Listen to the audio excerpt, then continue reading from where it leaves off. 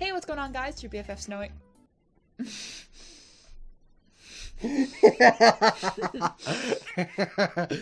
I'm sorry.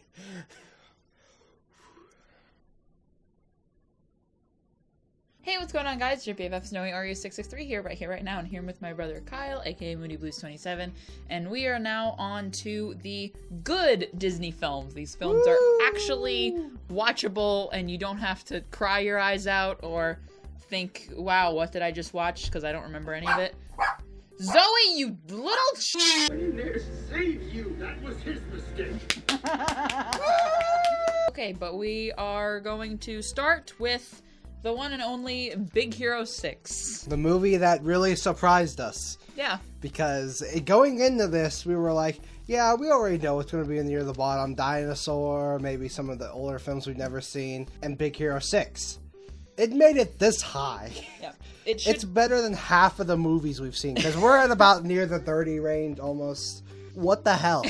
It should not have won Best Animated Feature. Shouldn't have, but that doesn't matter because it's still a good movie. It just has major problems. The villain is the worst part. Yeah. And everyone except for Fred, in terms of the side characters. Yeah, Fred is great. Fred is funny. Like, the side characters aren't really problems. I just think they're fine. They don't really add much. They're bland. I kind of like how Wasabi had his name because he spilled wasabi on his shirt. Yeah, I mean, that sounds like something I would call my friend. I was the kid who gave my friends nicknames. It's a superhero movie based off the comic. Doesn't follow the comic, apparently. I've never read the comic, so, I mean... Apparently, it's way off. Well, it doesn't really matter. It's a Marvel comic.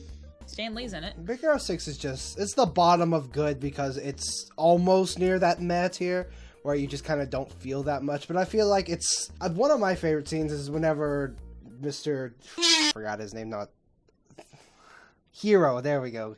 Hero. Gyro. When Mr. Gyro goes through, like, his depression phase, I feel like they did that solid. Actual grief of a brother dying. Yeah, Tadashi's death was done very well. Yeah, and then the following actions to his death are done very well. Yeah, I like how the film tries to portray different, perspectives of people who are grieving. Yeah. Like, Hero tries to help people, and Callahan is an asshole. That was his mistake. That was his mistake. The twist villain is terrible. The twist villain's terrible. Absolutely awful. If there was a better villain... Like, don't give us a twist villain, just give us a villain from the start. Callahan, if you wanted the microbots, just ask Hero, because he trusts you. And he'll give you the microbots. But then he'll be like, why do you want the microbots? And when Cray shows up and says, hey, Hero, I want to buy your microbots. Say, hey, Hero, don't touch this guy, he killed my daughter. And to think that Tadashi probably thought of Callahan as his dad. Yeah. And it's like, he went in there to save you. That was his mistake. Like, that no! was his mistake. Like, he's the worst twist villain. He's such an asshole. The twist villain is by far the worst thing in this movie. And that's so bad that it brought it down. Yeah. If it was a better villain, this would probably be And the funny thing is, I do think there's one twist villain we'll get to later that I think is worse than him. That's all I have to say. I mean, yeah, it's very pretty. I love San Francisco. Yeah, I like the guy. I like the cop. A man and a kabuki man. Kabuki. And then Baymax, yeah. I mean, is by far the best part of this Baymax. movie. Everyone knows that. The big lovable marshmallow. I kind of like the song choice of We Could Be Immortals, because it does feel like that superhero song. Yeah. There's a lot of exposition in the beginning that I didn't like. Like, you graduated high school at 13, and, like, who says that when you're running away from the cops? I don't know. Graduate high school at 13? That's impressive, man.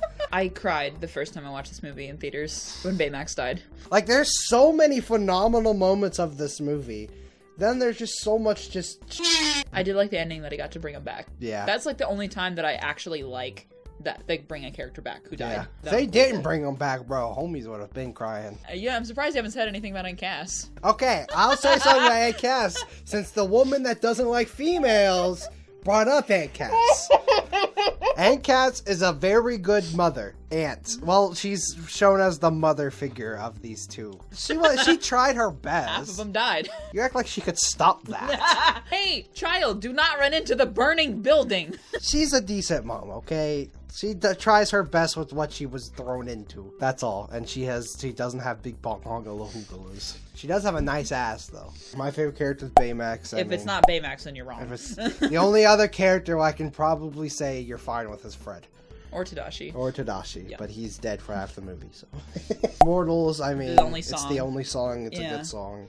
And rescuing Abigail was my favorite scene. That's what I put as well. I just put Abby for mine.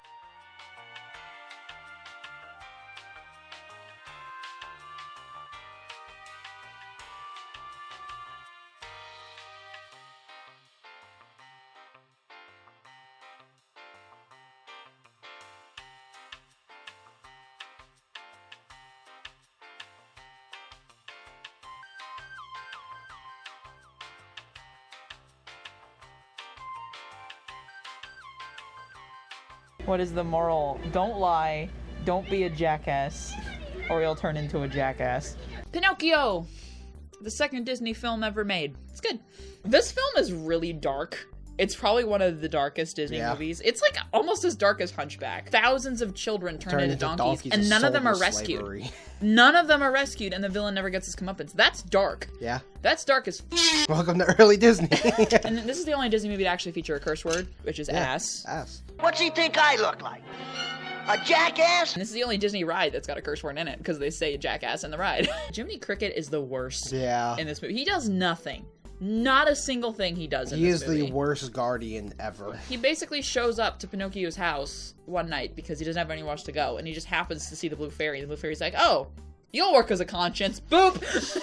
He makes the cricket his conscience. Like, what? The cricket doesn't do anything. Like, the one good thing he does is try to persuade Pinocchio from joining the circus, which he doesn't even... No. It doesn't even work. The first 10 minutes of this are just Geppetto and his clocks. The clocks were really cool looking. Yeah. The animation is definitely set, like the water and stuff. Yeah. Animation's gorgeous. Like, for this movie to be coming out right after Snow White, it's such a huge improvement. Yeah. And Geppetto, the father, he actually doesn't do too much in this movie. But we still love him. Yeah, he's still nice. And I kind of like that Pinocchio is a bit more rebellious because he acts more like a child. If a child has the opportunity, he's not going to go to school. Who the fuck wants to go to school except for Luca? Luca's the only child who wants to go to school. And I like that he continuously messes up because that's what kids do. He fucks up, then he decides to go back and track, and then he fucks up again. He gets taken to Pleasure Island. And like I said, the villain doesn't get his comeuppance. That scene of the child turning into a donkey was in my nightmares as a child. He's freaking turning into a donkey. His screams are turning into like just bleats. And he's just yelling, "Mama, Mama." Like, that's horrifying.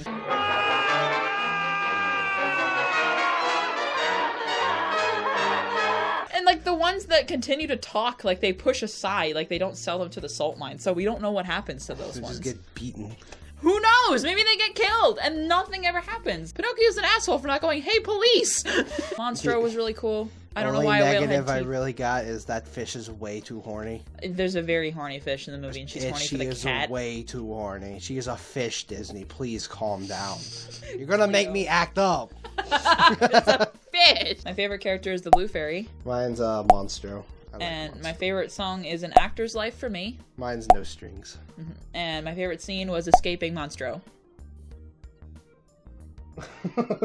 You can't read his own Mine's when handwriting. Pinocchio was tortured. I don't know. I think it says tortured. I don't know. Or birthed. I think it says birthed. Never mind. Not tortured. It says birthed. The torture scene was pretty funny though. I got no strings to hold me down. Where did my list go?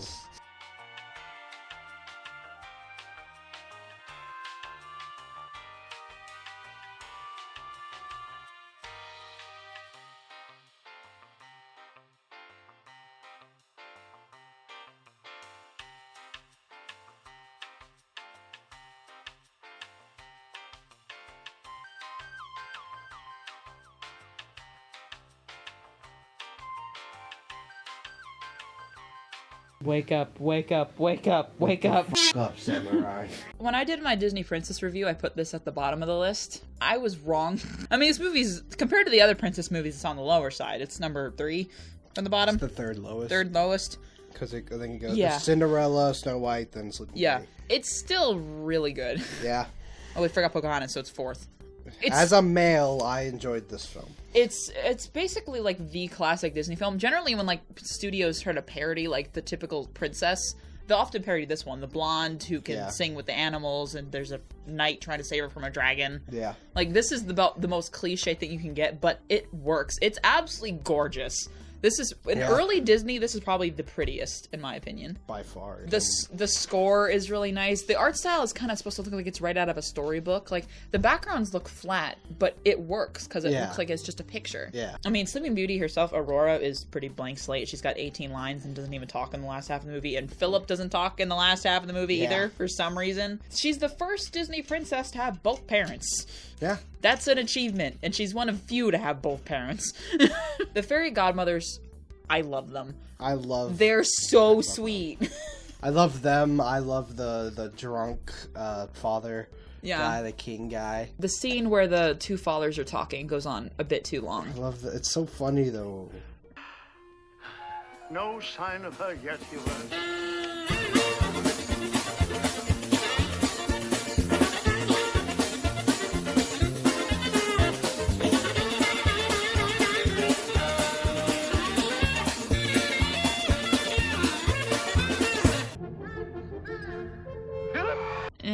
To me, that's the lowest part of the guy movie. with the guitar gets hit with the guitar. Philip at least has a couple funny lines. Yeah. Now, Father, you're living in the past. This is the 14th century. The problem that I have with this is that there's a lot of plot holes. But it works better than some other films, like Cars, or there's a lot of plot holes, because it's a fairy tale. There's fairy tale rules. So, like, why did the fairies, like, take her away at all? Why didn't they just take her away for one day? Like, if you think about it for more than a second, that it all falls apart. Yeah. But, like, because it's such a clear-cut fairy tale, it doesn't really matter. I love Maleficent. Yeah. She's one of my favorite villains. Like I said, same person as Lady Tremaine. Like, she's got that, like, thundering presence, and she's got that crow with her. Yeah. And the goons, and, like, the music that plays whenever she's on screen. And the fact that she turns into a freaking dragon. This girl is so determined to have one 16-year-old sleep forever. She kidnaps Philip, and she's like, I'm gonna keep you for 100 years, and then I'll let you go so you can kiss her, because she's gonna be an ageless sleep. The only thing I don't like about her is I wish the fight between her and Philip lasted a little longer. Yeah, but it probably ends a little too fast. Probably just budget was the reason for that. But yeah, that whole scene is so well done. Of course, Maleficent is one of the most iconic Disney villains ever. I mean, she's extremely petty. Okay, I wasn't invited to a goddamn birthday party, so I'm gonna curse this random child. The scene where Aurora pricks her finger, the sound design for that scene was so well done. It was just the music and that creepy green light on her. That was really good. Why does everyone consider her in a pink dress? Because she wears the pink dress for like 2 seconds. She literally only is putting on the pink dress for about, 10 seconds at the end of the film? Yeah. And it's intercut with her going back to the blue dress. It turns into blue, and then pink, blue, and pink, blue, and pink. She was my favorite princess as a child because I liked the pink dress. I don't personally give a crap about princess movies. My favorite character was Maleficent. Mine was also Maleficent. My favorite song was Once Upon a Dream. Mine was the Aurora song. Mm-hmm. And my favorite scene was the pricking of the finger. And mine was the Magic House.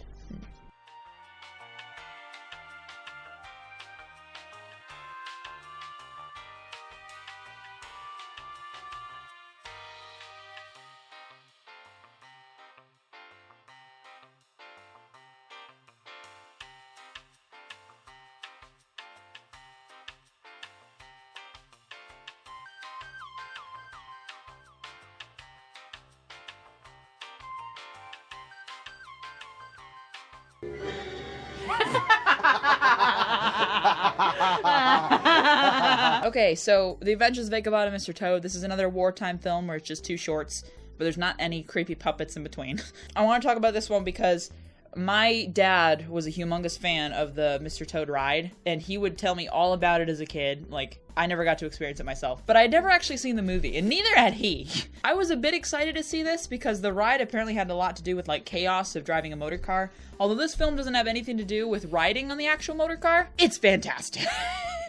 It is great. So, Mr. Toad is basically this rich guy who is so obsessed with, like, the next big thing. And his whole plan is he wants a motor car. and his like friend says like, no, Mr. Toad, you're a crack addict, you can't have a motor car. And he's like, well, f you. So he sneaks out of his house one night and gets arrested for Grand Theft Auto. The rest of the story is just him trying to clear his name, because apparently he legitimately did trade his mansion for a car, but the frickin' bartender Winky is a twist villain, so technically Disney's first twist villain. He basically double-crossed Toad so he could get the Toad Hall. But it's so funny because after he gets his house back, he decides to trade it for a f***ing plane. Because big brain. Mr. Toad is just the embodiment of chaos, and I love him for that. And then we go to Mr. Ichabod. So the Legend of Sleepy Hollow. It's kind of just completely the whole different feel from Mr. Toad. It still has some funny parts, but it's slightly less funny. Ichabod's an asshole. Yeah. Basically, it starts off with a guy moving into a town, and he's a teacher. He likes this big the first lady with ginormous bong hongalahugalas. Katrina, and she's 18, ladies and She's gentlemen. 18, and Ichabod is trying to get this girl, the main hunk of the town, like Gaston. He's just Gaston, but not an asshole. He tries to get her. They do the shenanigans, whatnot. They go to a party, a Halloween party, wasn't it? Yeah. Gaston character tells the story of Sleepy Hollow about the Headless Horseman and yada yada yada. And Ichabod is like kind of freaking out. And then while Ichabod is on his way home after dancing with Big Hungla Lady, he gets chased down by Headless Horseman guy. And he runs away, but then we get like a zoom in of the Headless Horseman throwing a pumpkin, and then we just never see Ichabod again. Yeah. So Ichabod f***ing died, probably. They try to do a bit of a cop-out where it says legends say that he escaped, Yeah. but he's definitely dead. He's definitely dead, because you see his horse without him on top, and Yeah. it's like... It kind of took me by surprise, because the girl that he was trying to fight for ends up with the rival. They get married. Gaston. And the thing that I made it like it a little bit more was that Ichabod didn't love her. He had fantasized that she was rich, so he wanted all her money. So he didn't actually love her. Yeah. And the whole time at the Halloween party, he's just trying to dance with her, but they keep tossing back and forth, the girl and, like, ugly ladies or whatever. I just find it funny that the protagonist was a dick. Yeah. And, like, sometimes it works, and then the lesson is that they have to learn to be better, but I just like this for a short experience. He's a dick, and then he died. Yeah. Mr. Toad's story's better, but Yeah. I mean, the Ichabod one's not bad. It's a very enjoyable collection of short films. It's probably the most enjoyable that someone other than us would get, because there's still one more wartime movie that we haven't done yet. Oh, yeah. One But more. in terms of what the mainstream people would like, this would probably be the best one. Yeah. My favorite character was Mr. Toad. Mine too. And my favorite song was the Headless Horseman song. Yeah, mine was the Halloween Headless Horseman song. Yeah, and favorite scene was the dance at the Halloween party. The story, the whenever he's telling the story at the party.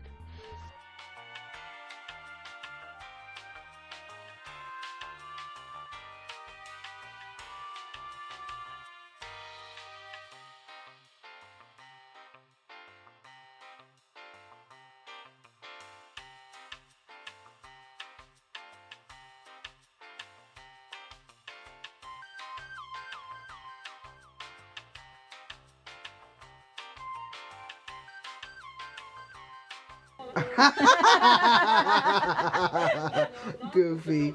Okay, so Lumos Amigos. So it's a very good experience. So to start this off, this is a wartime era movie. This is the first of the wartime era This is the shortest movies. Disney film. Isn't it like 43 minutes? 43 minutes. And this is the beginning of our wartime era. We were scared shitless for this movie because we've heard so much bonga hongala hoogala shit about this shit that we were shivering in my timbers. But this film is phenomenal. Okay, so basically it's about animators going to They South don't America. care about the actual plot of I'm Lumos trying to set this up. Animators are going to South America to get inspiration for the Three Caballeros, by the way. I wanted to let you know that. They're basically using this movie as an excuse to just talk about other stuff in South America. It being short helps it so much. Basically, it's just about just South America. I mean, there's really no plot. It's 4 short stories. It's just 4 short stories of Goofy and Donald dicking around in South America, which is very enjoyable. The first one is Donald in Lake Titicaca. Okay, so And- we got Donald and like Titicaca. He just dicked around for a while and Dicks fucked up. And we learned That's some hilarious. Spanish words like, I don't remember any of them. Then is Pedro the Plane. Pedro the Plane. I mean, it's just about it's about a little baby plane that needs to prove himself that he can deliver messages or deliver mail and get mail. So he's got to fly over this big bad mountain that they're all scared of because his father is sick and his mother has high blood pressure, high oil pressure, which was hilarious. So he flies over the mountain, he gets the mail. But then on his way back, he runs out of gas because he decides to do some tomfoolery. We think he dies. We were actually scared. We actually were terrified because what happens is it's super rainy and thundery, and he just falls to the ground. It doesn't show him landing. He just falls, and we're like, holy shit, did they just kill a baby plane? And then he comes back and like, woo, Pedro. He successfully delivered a single postcard. And he got a single postcard. Let's go. And then next was the Goofy. Goofy becomes the equivalent of a South American cowboy called a gaucho. And also, during like in between all these is live action. Why are you not wearing your hat? Shit. So Goofy becomes a South American cowboy. And in between all these short stories, there's like live action segments that teach you about the culture. I like it because I like learning about things. It's called a gaucho. Yeah. You didn't let me finish my goddamn sentence. Your sentence. So yeah, there's live action things between all of them. We learn about the culture. I didn't know there were ostriches in South America. I learned something. There's this funny bit where he's playing on his guitar and singing, and we're like, dang, Goofy got pipes. But then it just pans over to a recording, and we're like, oh. So this is the first appearance of Jose So Cardico. we meet the green little parrot. Isn't that the scene where they're painting? Yeah, that's that probably my scene favorite. Is so good looking. So basically, they walk around a blank piece of like paper, quote unquote, and an artist draws and writes and everything while they're walking, and great music is playing, and it's so good. But what's cool about that painting scene is like he'll be painting a tree, and then all of a sudden the tree will turn into the tails of birds and they'll fly away. Like that's so creative. And Donald shows up. Yeah, and he actually makes noise, and he's funny. And Donald actually doesn't chase women. But yeah, this movie is very short, so it's an easy watch, and it's apparently, according to Disney Plus, it's racist, but you know, whatever. It's great. I think the short runtime helps it. If it was as long as Three Caballeros, which is over an hour, it would probably not be this high. Yeah. But the short runtime helps it, and all the segments are very entertaining. Yeah. And very funny, and yeah, I think this is now part of our Christmas routine. Yeah. We're gonna watch this routine every year on Christmas and his birthday. So, you know. There's still negatives of it. Compared to the rest of the films in the wartime era, except for Mr. Toad, it's a masterpiece. Because, there still is slow parts. There still is parts that aren't as interesting. But, most of it's the live-action segments. The last live-action segment is my favorite. That's the one where they're walking around the cities. Yeah. And it's beautiful. So I like the one where they're dancing. Favorite character was Goofy. Mine was also Goofy. My favorite song was the song at the end. Yeah, that was mine as well. And my favorite scene was Pedro the Plane. Mine was Goofy. Mine was the Goofy scene. Okay, so I got a good presentation for you, boys and girls. About Saludos Amigos. Saludos Amigos is the best film of all time. It's really not. Welcome to class, everyone. Today, we will be talking about the underrated masterpiece that is Saludos Amigos. My name is Sissy Grug, and I will be your teacher. First reason it's great. It's the first Mexican movie.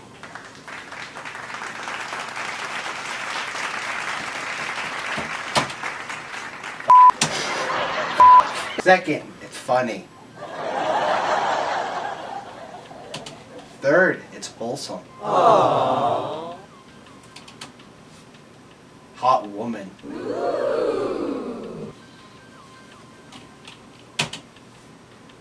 Is this the Mama Coco?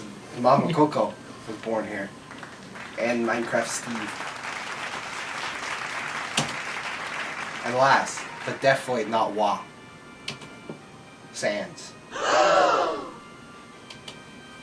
And Grug. I was born here in Colombia. Or Brazil. And it's also gay. Or it accepts gays. And very stretched out Waluigi's. And Thick Felix, that's shitting out Waluigi. That is all. And this is me and the boys going to go watch Saludos Amigos. Thank you for coming to my TED Talk. Sussy Grug out. The end.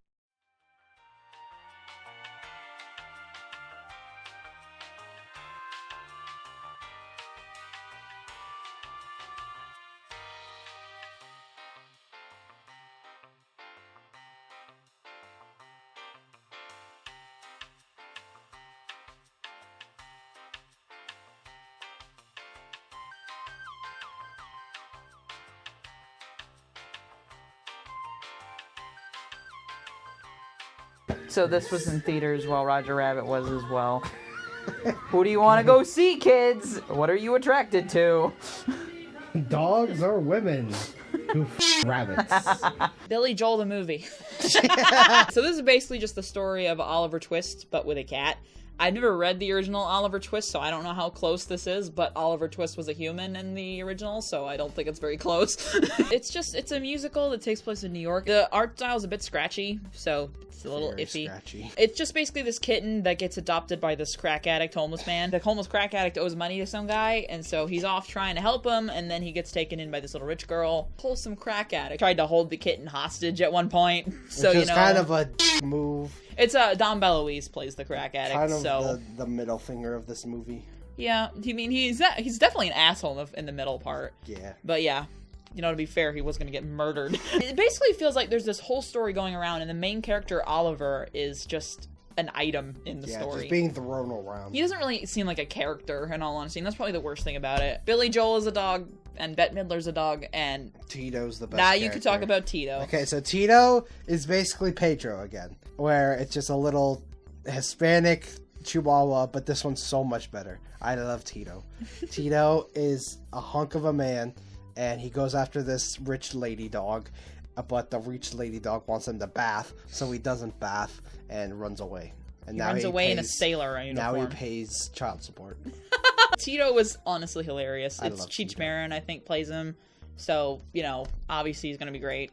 The rest of the dogs didn't really have much of an impact on me. No, not really. The main villain is chasing them in his car on train rails, and he has his dogs, and the dogs fall off, and the dogs get like electrocuted On to screen. death. On screen, And then they whimper and they fall in the background. and then the guy gets hit by a train and explodes on screen. The music was pretty good. Yeah. Of course, everyone knows Why Should I Worry. Why should Although, I the one thing worry? that bothered me is that since I'd never seen this film, but I knew that song, the first, 10 minutes of the movie uses the instrumental of Why Should I Worry in the background. So every second I was like, ooh, it's about to start. Ooh, it's about to start. Ooh, it's about to start. And then it just happens out of nowhere. It's a fine watch. It's and a good movie. both of our favorite characters were Tito, I'm assuming. Yeah. My favorite song is Why Should I Worry, obviously. What was yours? Street Gold. That's the song where they all sing together. Oh, Streets of Gold. yeah, I like that song. And my favorite scene was the car chase at the end. Tito car. Tito Whenever he was driving. Tito the car. hijacked the car.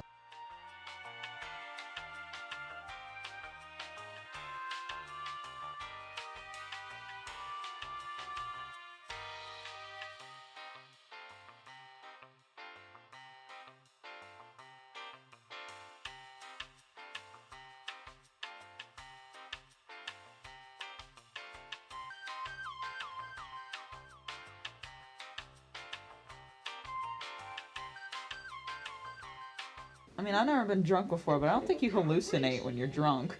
Do you? Reality might be, changed a little bit, but I don't think you hallucinate. He's also a baby, so.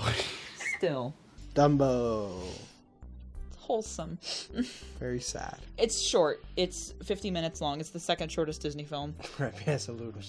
Yeah. It's so cute. You go ahead and get just everything out. It's adorable, it's cute, it's wholesome. There are a bit of racist elements. I know a lot of people know about the crows, but Yeah. the thing that a lot of people overlook is there's a song where they're all setting up the circus tents, and then these people who are brown in color are setting up the circus tents, and they're saying that they don't get any pay, and if they get pay, they'll throw the pay away, and we work all day and work all night. A lot of people overlook that song, but that's Yeah. even more racist. But besides the fact that the crows are racist, ignoring the fact that they're played by white guys doing stereotypical black accents, they're honestly really cool. Their I song like is them. a banger. Their song is great. When I see an elephant fly. Fly. Baby Mine, That Was- almost every time makes me cry. that scene is phenomenal. Yeah. The way that the mom is taken away is just so sad, and the baby mine sequence is so well done. It's just so wholesome. There are just 3 iconic scenes in this movie. Mm-hmm. Baby Mine, Pink Elephants on Parade, which you can talk about in a second, and the freaking him flying. Yeah, There- although he only flies for the last 2 minutes of the movie, Yeah. I should let you know. We gotta talk about Timothy Mouse. Oh, we do He have is the that. best. I love. He's basically Jiminy Cricket, If but he was done right. yes, he's an actual good influence of Jiminy. Yeah. Like the worst thing he does is accidentally get Dumbo drunk. Jumbo. But That's something a lot of you need to know. His name is Jumbo Jr., but like they call him Dumbo as an insult, so I'm gonna call him Jumbo Jr. Jumbo, Jr. he accidentally gets Jumbo Jr. drunk by complete accident. He didn't know it was alcohol, and that's by far the worst thing he does. So I mean, okay, you can talk about Pink Elephants. Okay. Since I know you love that scene. That is probably one of my favorite scenes, although the second half is a little slow. But this child, Jumbo, after a really long day of working and he's really tired, he goes and drinks some water that has champagne in it. And then he starts to hallucinate pink elephants, and they sing this trippy-ass song about just pink elephants on parade, which was originally a saying for someone being drunk back in the olden time. The song itself is just one big trip, and I love it. And then he wakes up hungover in a tree. So that's how he figured out he learned how to fly. So the moral of the story is get drunk and you might find out hidden talents about yourself. Yeah, I mean, I love this story. Saying all this stuff out loud really wants me to move this movie up. It's the only reason it's down is because I think in this case the shortness kind of hurts it a little bit. Yeah, I do wish that we got a little bit more of the flying scene. And the other elephants where the villains are pretty bad. The other elephants are ass. Yeah, I think that the pacing's a bit weird because it goes way fast and then slows down then like just crazy. Goes to a complete halt. It feels like. Yeah, because although I love pink elephants, that was supposed to be in Fantasia, and for a reason, because it has no reason to be in this movie other than the fact that it's about elephants. Like that's the only reason. My favorite character was Timothy Q. Mouse. Yeah, mine was the mouse as well. And my favorite song was Baby Mine. Mine was When I See an Elephant Fly. And my favorite scene was the first half of the Pink Elephants. Mine was Dumbo Airplane. Oh yeah, at the end of the movie they have him like they're talking about all the impact that he had, and they're gonna show like Dumbo planes being ready for war. Yeah, I'm like, Dumbo oh, airplane. okay. Yeah.